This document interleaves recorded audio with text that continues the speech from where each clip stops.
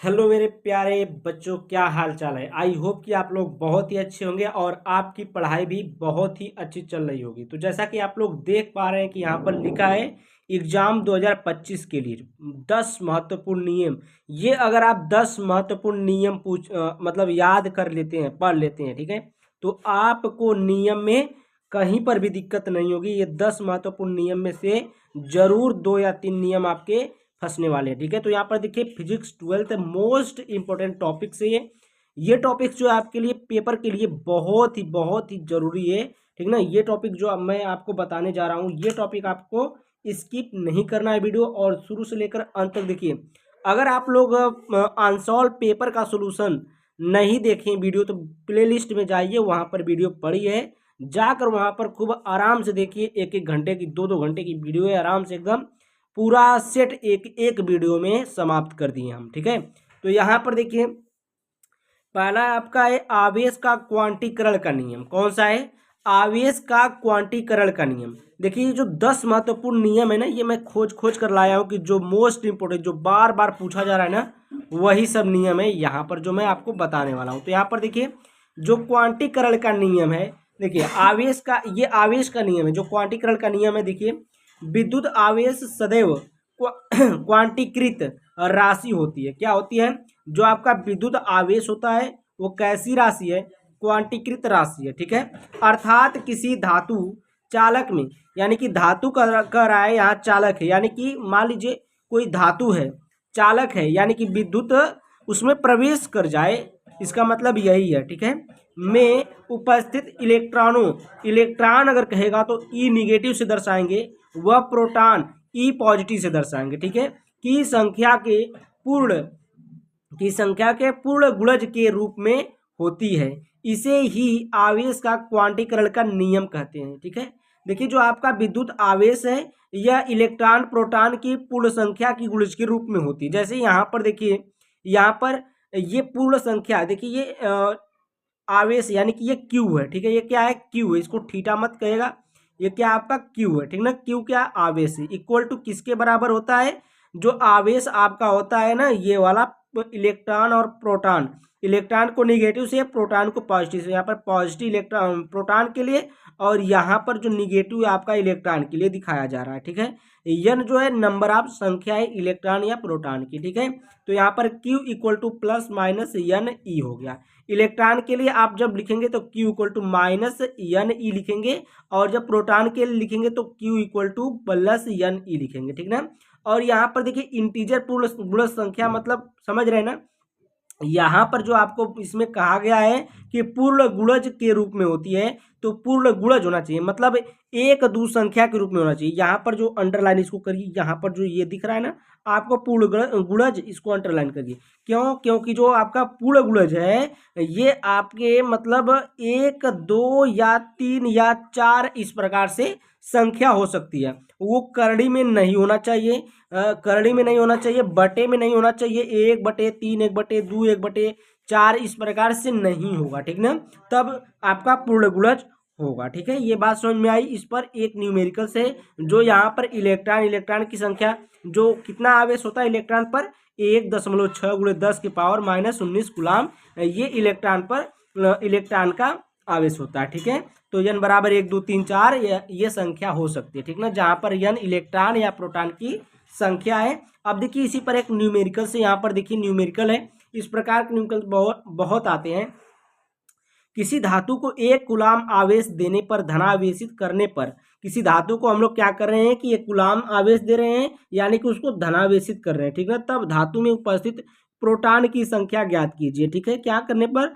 इसमें प्रोटॉन की संख्या ज्ञात करना है। तो ये इसमें कौन सा फार्मूला लगेगा? आपका ये वाला लगेगा, Q इक्वल टू प्लस में यन ई। ठीक है, तो यहाँ पर देखिए क्यू यहाँ पर कितना कुलाम दे रहा है? 1 कुलाम आवेश देना है, तो क्यू इक्वल टू कितना हो गया? 1 कुलाम हो गया। ई का मान कितना होता है? 1.6 गुणे 10 की पावर -19 कुलाम ये मान होता है। ठीक है, इलेक्ट्रॉन का। अब इसमें हमें प्रोटॉनों की संख्या निकालना है, यानी कि यन बराबर संख्या आप प्रोटॉन निकालना है, यन निकालना है। ठीक है, यानी कि धातु में उपस्थित प्रोटॉनिक संख्या, यानी कि यन का मान निकालना है। तो यहाँ पर देखिए इसको हम लोग क्या करेंगे? यन बराबर करेंगे, तो यहाँ पर यहाँ पर देखिए आपका Q इक्वल टू क्या है, एन ई है, और एन बराबर जब निकालेंगे तो ई किधर जाएगा, इधर जाएगा, तो एन बराबर क्या हो जाएगा, Q अपान में ई हो जाएगा। ठीक है, तो अब हम लोग Q और ई का मान रखेंगे। Q का कितना, 1 गुलाम है, तो 1 गुलाम रख दिए। 1 गुलाम क्या है, ये इलेक्ट्रॉन है, तो यहाँ पर 1 गुलाम इलेक्ट्रॉन रख दिए। तो यहाँ पर देखिए 1 + 1.6 × 10⁻⁻19 इलेक्ट्रॉन ये गुलाम है।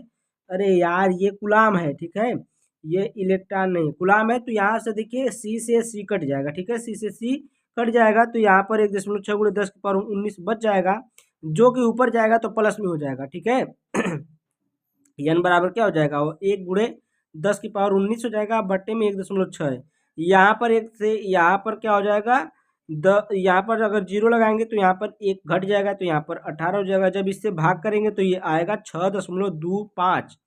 एन बराबर कितना आ जाएगा, प्रोटॉनों की संख्या 6.25 × 10⁻18 प्रोटॉन। ठीक है, एन की संख्या आ गई, प्रोटॉनों जो आपको निकालना था वो ज्ञात हो गया। ठीक है, आगे चलते हैं। दूसरा नियम आपका ये है कूलाम का नियम, बहुत ही प्रचलित नियम कूलाम का नियम। ठीक ना, ये तो आपने बहुत बार सुना होगा, इसका नाम 10 से सुनते आ रहे होंगे, 10 से, ठीक है, 9 से 10 ये नाम मतलब ये पढ़ाया जाता है और ये पूछा भी जाता है 12 में और 10 में। ठीक है, तो यहाँ पर देखो कूलाम का नियम क्या है। कूलाम के नियमानुसार दो स्थिर बिंदु आवेशों के बीच लगने वाले बल आवेशों के गुणनफल के अनुक्रमानुपाती तथा उनके बीच की दूरी के वर्ग के व्युत्क्रमानुपाती होता है। ठीक है, तो यहाँ पर देखिए दो बिंदु है, ठीक ना, यहाँ पर समझ लीजिए यहाँ दो स्थिर बिंदु आवेशों, ठीक ना, तो ये दो स्थिर बिंदु, इस पर आवेश प्लस क्यू और माइनस क्यू। ठीक है, तो ये Q1 है, Q2 मान लीजिए, इसको Q1 मानिए, इसको Q2 मानिए, बीच की दूरी जो आपकी R मान लीजिए। ठीक ना, बीच की दूरी क्या है, R है। अब देखिए क्या रहा है, बल आवेशों के गुणनफल के अनुक्रमानुपाती। देखिए ये एक समीकरण बना है जो इसी के अनुसार बना है कि इसके अनुक्रमानुपाती होता है, जो आवेश जो बल होता है आवेशों के गुणनफल के क्या होता है, अनुक्रमानुपाती होता है। तो जो बल है F अनुक्रमानुपाती Q1 इंटू में Q2। ठीक ना, समीकरण नंबर 1 मान लीजिए इसको। अब उसी प्रकार देखिए उनके बीच की दूरी के वर्ग के व्युत्क्रमानुपाती, जो बल होता है उनके बीच की जो दूरी होती है, जो आर होता है, दूरी के वर्ग का मतलब स्क्वायर के, ठीक ना, स्क्वायर के व्युत्क्रमानुपाती होता है। तो यहाँ पर आर का क्या कर दिए, स्क्वायर, व्युत्क्रमानुपाती का मतलब उल्टा, उल्टा का मतलब बटे में, ठीक ना, 1/r, ठीक ना, 1/r, और आर का वर्ग करना है तो आर स्क्वायर हो जाएगा, तो हो जाएगा आपका यफ अनुक्रमानुपाती व्युत्क्रमानुपाती 1/r²। समीकरण नंबर इसको 2 मान लीजिए, ठीक ना, समीकरण नंबर 2। अब समीकरण 2 और 1 से चलेंगे क्योंकि दोनों यफ के ही अनुक्रमानुपाती हैं, तो दोनों को जब हम दोनों को मिलाएंगे तो आपका समीकरण 3 तैयार होगा। एफ यफ मतलब एफ अनुक्रमानुपाती Q1 इंटू Q2 अपान में R², समीकरण नंबर 3 हुआ।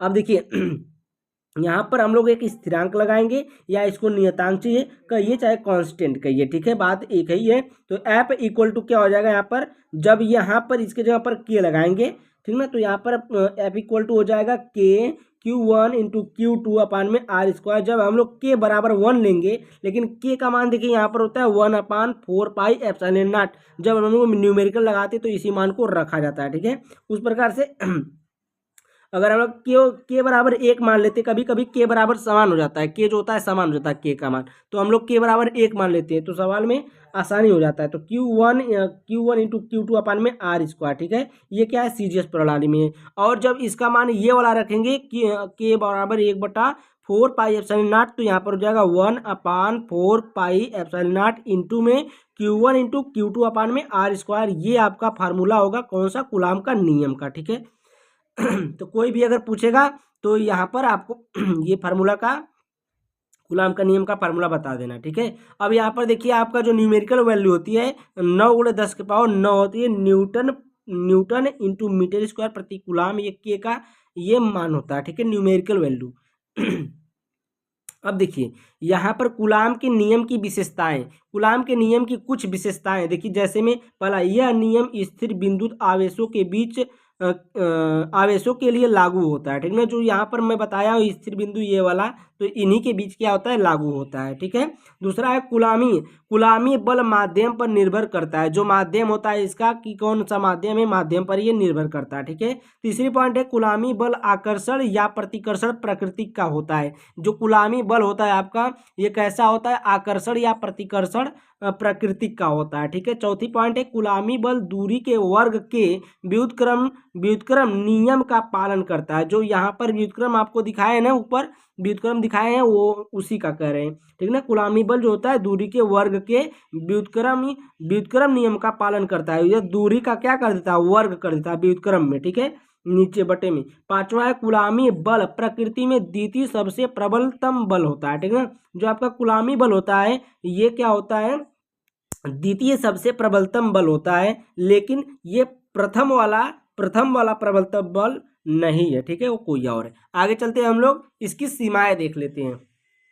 अब देखिए यहाँ पर कूलाम के नियम की सीमाएं हैं। सीमाएं में देखिए क्या होता है, जो इनकी कमियां होती है वही बताई जाती है। ठीक है, तो यहाँ पर देखिए पहला है यह नियम केवल बिंदु आवेशों के लिए लागू होता है। जो नियम होता है, जो बिंदु आवेश में बताया था, यहाँ से लेकर यहाँ तक की दूरी उसी आवेश के बीच ये लागू होता है। ठीक है। दूसरी पॉइंट, यह नियम केवल स्थिर आवेशों के लिए लागू होता है। स्थिर आवेश आपको बताया ना, जो यहाँ पर आवेश था, अभी मैं आपको दिखाऊं, यहाँ पर जो आवेश ये स्थिर आवेश है। ठीक है, ये स्थिर आवेश है, इसी के लिए लागू होता है। ठीक है। उसके बाद देखिए, क्योंकि गतिशील आवेश बिंदु क्षेत्र के साथ साथ चुंबकीय क्षेत्र की चुंबकीय क्षेत्र भी उत्पन्न करते हैं, जिसके कारण वहां पर स्थिर वैद्युत बल के साथ चुंबकीय बल भी उत्पन्न हो जाता है। क्या उत्पन्न हो जाता है, चुंबकीय बल उत्पन्न हो जाता है। अतः यह कह सकते हैं कि कूलाम का नियम केवल स्थिर आवेशों के लिए ही लागू होता है। ठीक ना, ये बात आपको समझा चुका हूँ और बढ़िया से समझा चुका हूँ। तीसरी पॉइंट है यहाँ पर, कूलाम का नियम नाभिकीय परास,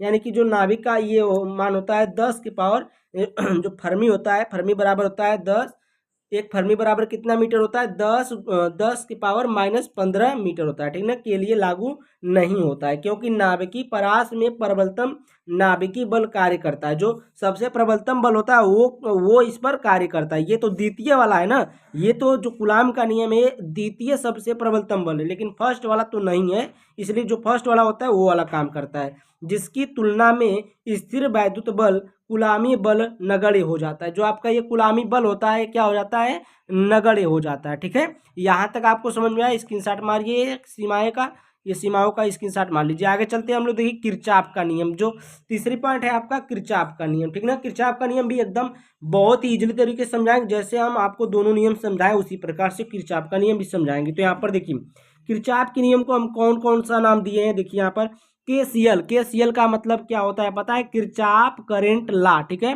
किरचॉफ करंट लॉ होता है। ठीक ना, यानी कि किरचॉफ का जो करंट लॉ है यही है। धारा का नियम भी से कहते हैं, संधि का नियम भी कहते हैं। ठीक ना, इसका 2-3 नाम है। किरचॉफ का जो प्रथम नियम है धारा का नियम भी कहते हैं, संधि का नियम भी कहते हैं। यहाँ पर देखिए क्या होता है कि जो इस नियम के अनुसार, देखिए इस नियम के अनुसार किसी संधि या बिंदु पर समस्त धाराओं का बीजगणितीय योग क्या होता है, शून्य के बराबर होता है या फिर शून्य होता है। ठीक है, कह सकते हैं शून्य होता है या फिर शून्य के बराबर होता है। तो यहाँ पर देखिए जो समेशन है I = 0, यहाँ पर लिखिए समेशन I = 0, यानी कि सभी का समेशन किसके बराबर है, 0 के बराबर है। तो यहाँ पर जो भी यहाँ पर धारा है, ये आपको जो बिंदु दिख रही है, यहाँ पर एग्जाम्पल देखिए, हम यहाँ पर एग्जाम्पल लिए हैं तो उसमें क्यों देखना है। तो यहाँ पर देखिए एग्जाम्पल, यहाँ पर I1 I2 I3 I4 I5। ठीक है, तो यहाँ पर जो आपका ये बिंदु है, ठीक है, एक बिंदु है जहां पर सभी धारा आकर के समेशन कर रही हैं, यहाँ पर मिल रही हैं। ठीक है, सभी धारा यहाँ पर आकर मिल रही हैं। तो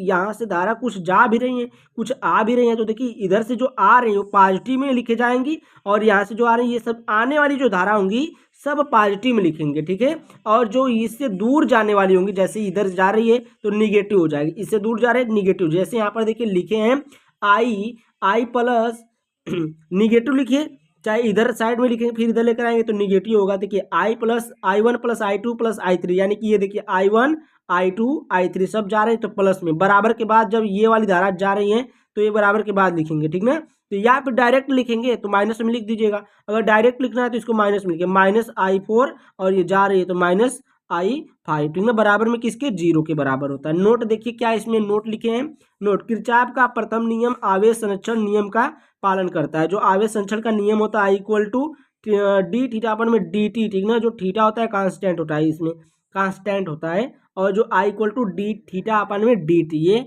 जो आपका किरचॉफ का नियम होता है आवेश संरक्षण के नियम का पालन करता है। अगर मैं बहुत फास्ट चल रहा हूँ तो इसको सोलो भी कर सकते हैं, आप वीडियो को सोलो करके सुन सकते हैं, ठीक है। आगे चलते हैं हम लोग दूसरा जो नियम है उस पर। अब देखिए यहाँ पर किरचॉफ का द्वितीय नियम, ठीक ना, किरचॉफ का प्रथम नियम देख लीजिए, बहुत ही अच्छे समझ में आया होगा। अब देखिए दूसरा है आपका किरचॉफ का द्वितीय नियम, इसको हम लोग बोलते हैं वोल्टता का नियम। क्या बोलते हैं? वोल्टता का नियम, या फिर केवीएल। केवीएल का मतलब है किरचॉफ्स बोल्ट या किरचॉफ बोल्ट लॉ, ठीक है। किसी बंद लूप में वोल्टताओं का बीजगणितीय योग शून्य होता है, अर्थात देखिए समेशन वोल्टता अब इक्वल टू जीरो, ठीक ना। इसको हम लोग क्या बोलते हैं? समेशन, ये वोल्टता है बराबर में किसके? जीरो के बराबर होता है, ठीक ना। इसमें देखिए बंद लूप, इसका क्या नाम दिया गया? बंद लूप, यानी कि जो आपका लूप होगा वो क्या होगा? ऐसे बंद होगा, ठीक है, ऐसे बंद होगा, ठीक है। किसी बंद लूप में वोल्टताओं का बीजगणितीय योग जो होगा शून्य होता है या फिर शून्य के बराबर होता है, ये लिख सकते हैं। सीमाएं देखिए इसमें छोटी सी सीमा है, बस 2 ही पॉइंट है। यह बंद लूप का नियम है, जो आपका द्वितीय नियम है, यह बंद लूप का नियम है, तो जान चुके हैं आप लोग। यह ऊर्जा संरक्षण के नियम का पालन करता है, ठीक है। जो ये नियम होता है किसका पालन करता है? ऊर्जा संरक्षण के नियम का पालन करता है। इसमें जो धारा बहती है उस धारा की दिशा क्या होती है? ऋणात्मक होती है, और विपरीत धारा की दिशा धनात्मक होती है। यहाँ पर आप लोग एग्जाम्पल में देख लीजिए, ठीक है। आगे चलते हैं हम लोग फ्लेमिंग का ये मोस्ट इम्पोर्टेंट है, देखिए आपके लिए कक्षा 10 और कक्षा 12 के लिए भी मोस्ट इम्पोर्टेंट जो है नियम है आपका फ्लेमिंग का बाएं हाथ का नियम, ठीक ना। इसको क्या कहते हैं? फ्लेमिंग के बाएं हाथ का नियम कहते हैं। यहाँ पर देखिए क्या है, यदि बाएं हाथ की उंगलियां, ठीक ना, यदि बाएं हाथ की, इस हाथ की बात कर रहे हैं बाएं हाथ की, तो यहाँ पर देखिए यदि बाएं हाथ की उंगलियां इस प्रकार फैलाई जाए, ठीक ना, इस प्रकार फैलाई जाए कि तर्जनी मध्यमा व अंगूठा एक एक दूसरे के लंबवत हो, ठीक है, तथा तर्जनी चुंबकीय क्षेत्र की जो तर्जनी आपकी है चुंबकीय क्षेत्र की दिशा को व मध्यमा विद्युत धारा की दिशा को इंगित करे, तो चालक पर लगने वाले बल की दिशा को अंगूठा प्रदर्शित करता है, ठीक है। जैसे कि मैं आपको दिखाऊं इस प्रकार से, ठीक है, दिख नहीं रहा होगा, थोड़ा सा अगर मैं ऊपर करता हूँ ये मोबाइल तो दिखता, ठीक है। इस प्रकार से मैं दिखा नहीं पा रहा हूँ आपको, ठीक है। ऊपर देख लीजिएगा, एक फिगर मैं आपको दिखा दूंगा, ठीक है। ऊपर देख लीजिए फिगर में, ठीक है। तो देखिए यदि बाएं हाथ की उंगलियां इस प्रकार फैलाई जाती है कि तर्जनी मध्यमा व अंगूठा, तर्जनी किसको कहते हैं? तर्जनी ये आपकी होती है, ठीक है। ये देखिए मध्यमा जो होती है ये होती है, बीच वाली जो होती है मध्यमा होती है, तर्जनी आपकी ये वाली होती है उंगली, ये वाली, और अंगूठा, अंगूठा तो आप जानते ही ये अंगूठा होता है, ठीक है, कि लंबवत हो, ठीक ना, एक दूसरे क्या हो? लंबवत है, तथा तर्जनी चुंबकीय क्षेत्र की दिशा को, ये जो आपकी तर्जनी होगी ये वाली जो होती है, ठीक ना, तर्जनी क्षेत्र की दिशा को, वह माध्यमा जो होगी आपकी बीच वाली उंगली जो होगी, ये वाली बीच वाली उंगली, वो मध्यमा विद्युत धारा की दिशा को इंगित करे, तो चालक पर लगने वाले बल की दिशा को कौन दर्शाएगा?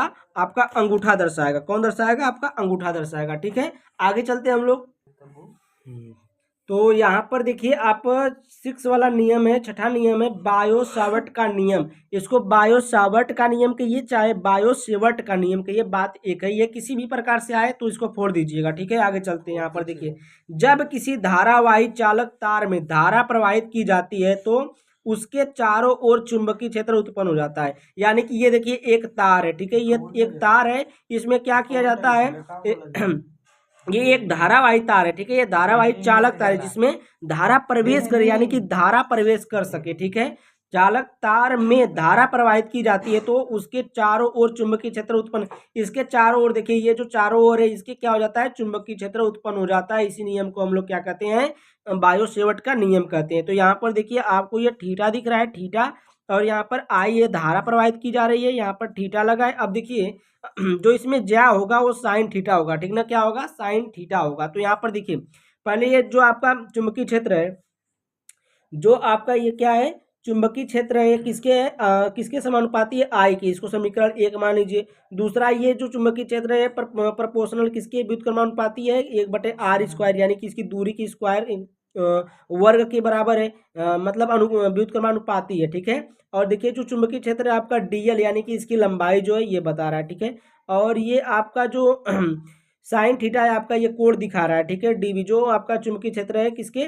चारों समीकरण को मिला देना है, ठीक ना। चारों समीकरण को मिलाएंगे, देखिए समीकरण 1 2 3 और 4 से, तो चारों समीकरण जब मिलाएंगे तो चुंबकीय क्षेत्र प्रोपोर्शनल क्या आ जाएगा, आई D L sine theta upon में आर स्क्वायर, तो अपान में आर स्क्वायर है ही, तो ये अपान में ही रहेगा, ठीक है। जब ये हटाएंगे तो ये चिन्ह लगाएंगे के, तो यहाँ पर देखिए के लगाएं, तो D vector B equal to K I D L sine theta upon में आर स्क्वायर, और जो इसका मान होता है के इक्वल टू म्यू नॉट अपन में 4a होता है, ठीक है। तो ये यहाँ पर मान रखेंगे, तो आपका जो बायो सेवर्ट का जो नियम है, इसका जो फार्मूला बनेगा आपका म्यू नॉट अपन में 4a प्लस ये आई है, ठीक है, ये आई है, I D L sine theta upon में आर स्क्वायर, ये समीकरण नंबर 5 आपका जो फार्मूला बन जाएगा, ठीक है। ये फार्मूला आपका तैयार हुआ। उसके बाद देखिए चुंबकीय क्षेत्र का मान चालक तार में प्रवाहित धारा के समानुपाती होता है, जो मतलब यही है जो जो हम लिखे हैं ना, ये जो आपको ये चार्ट है दिख रहा है, चारों समीकरण उसी को ये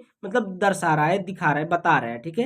यानी कि लिखित हम लिख दिए हैं, चुंबकीय क्षेत्र का मान चालक तार में प्रवाहित धारा के समानुपाती होता है। जो आपका चुंबकीय क्षेत्र होता है उसका जो मान होता है वो चालक तार में जो प्रवाहित धारा होती है, ठीक ना, इसमें जो धारा जा रही है उसकी क्या होती है, समानुपाती होती है। उसके बाद चुंबकीय क्षेत्र का मान धारावाही अल्पांश केंद्र से बिंदु O के मध्य की दूरी के वर्ग के व्युत्क्रमानुपाती होता है। जो यहाँ पर दूरी दिख रही है इसके बीच कोई दूरी होगी यहाँ पर, ठीक है, ये जो बिंदु O दिख रहा है इसके बीच में कोई दूरी होगी, उसी दूरी की बात कर रहे हैं, ठीक है। उसके बाद देखिए अपवर्तन का नियम, सातवां नियम है आपका अपवर्तन का नियम। बस थोड़ा सा बचा है, रुके रहिए थोड़ा सा, बस 2-3 नियम और बचे हैं, सबको करा दे रहे हैं, आप एकदम पेपर में फोड़ कर आइएगा, ठीक है। और अंसाल पेपर की वीडियो नहीं देखे तो देख लीजिए, प्लेलिस्ट पढ़िए, सब प्लेलिस्ट वहाँ पर बन गई है और लिंक भी दिए डिस्क्रिप्शन में, जाकर देखिए। यहाँ पर देखिए अपवर्तन का नियम, जब प्रकाश की किरण एक माध्यम से क्या कर रहा है, एक माध्यम से दूसरी माध्यम में, ठीक ना, कोई माध्यम है उसके बाद दूसरे माध्यम में जाती है तो उसका वेग बदल जाता है। जो वेग होता है उसकी जो गति होती है वो क्या होती है, बदल जाती है, जिसके कारण वह अपने पथ से विचलित हो जाती है, ठीक ना। जो आपका जो किरण होती है वो क्या हो जाती है, अपने पथ से विचलित हो जाती है, यानी कि हट जाती है, ठीक है। अर्थात प्रकाश किरण अभिलंब से दूर या अभिलंब की ओर मुड़ जाती है। जो आपकी प्रकाश किरण, अभी मैं एग्जाम्पल के साथ समझाऊंगा, ठीक है। अर्थात प्रकाश किरण अभिलंब से दूर या अभिलंब की ओर मुड़ जाती है, इस संपूर्ण घटना को प्रकाश का अपवर्तन कहते हैं, ठीक ना। ये बात समझ में लिए, समझ में आई? अभी नहीं, अभी देखिए यहाँ पर समझा रहे हैं। तो यहाँ पर देखिए कोई प्रकाश की किरण है, ठीक है, कोई प्रकाश की किरण है, इंसिडेंट रे बोलते हैं इसको। तो यहाँ पर देखिए प्रकाश की किरण आई, ठीक ना, ये एक माध्यम है, एक माध्यम से यह दूसरी माध्यम में आई, ठीक ना। मान लीजिए वायु वाला क्षेत्र है, वायु यानी कि ये बाहर का क्षेत्र है और ये पानी वाला क्षेत्र है, ठीक है, ये पानी वाला क्षेत्र है। जैसे ही ये किरण आई है, जब ये किरण आ रही है, ठीक ना, इस माध्यम में यानी कि पानी पर जब पड़ेगी तो ये माध्यम क्या हो जाएगा, इसका चेंज हो जाएगा। इसको आना था ऐसे सीधे, ठीक है, आना था कैसे, सीधे आना था, लेकिन ये क्या हुई, विचलित हो गई, ठीक ना, ये क्या हुई, विचलित हो गई, अपने पथ से विचलित हो जाती है, ठीक है। तो यहाँ पर क्या हुई, विचलित हो गई, ये देखिए इधर की ओर मुड़ गई, ठीक ना, मुड़ गई, अभिलंब से दूर या अभिलंब की ओर मुड़ जाती है। तो ये अभिलंब से दूर नहीं हटी है, दूर यानी कि अभिलंब की ओर मुड़ गई है, ठीक है। तो एक माध्यम ये हो गया और एक माध्यम ये, इसके बीच में 90 अंश का कोण बनता है, ठीक है। बात समझ में आई ना, बहुत ही अच्छे तरीके से समझ में आई होगी बात। और हम लोग अगले नियम पर चलते हैं, ठीक है, इसको बना लीजिएगा। देखिए 12th के लिए एकदम इंपॉर्टेंट ला है स्नेल का नियम। कौन नियम, स्नेल का नियम है। देखिए इस नियमानुसार यदि माध्यम के युग्म व प्रकाश का वर्ग अपवर्तित रहे तब आपतन की ज्या सॉरी वह अपवर्तन कोण की ज्या का अनुपात एक स्थिरांक होता है जिसे माध्यम का अपवर्तनांक कहते हैं, ठीक ना। तो यहाँ पर देखिए समझने वाली बात है ये कि जो आपका ये माध्यम है, युग्म का प्रकाश का वर्ण अपवर्तित रहे तब आपतन की ज्या, आपतन का मतलब जो आई है, ठीक ना, आई यानी कि ज्या का मतलब साइन से होता है, ठीक ना, ज्या मतलब साइन, को ज्या कह दिया तो कॉस हो जाएगा, ठीक है, ज्या है तो साइन आई यानी कि आपतन की ज्या साइन आई वह अपवर्तन कोण की ज्या का अनुपात, अपवर्तन कोण मतलब आर, ठीक ना, अपवर्तन कोण मतलब आर, तो ये हो गया साइन आर, ठीक ना। किसके बराबर होता है, देखिए एक स्थिरांक होता है, ठीक ना, बराबर में क्या एक स्थिरांक होता है जिसे हम लोग माध्यम का अपवर्तनांक कहते हैं। तो यही आपका स्नेल का नियम है, बहुत ही इजी था स्नेल का नियम।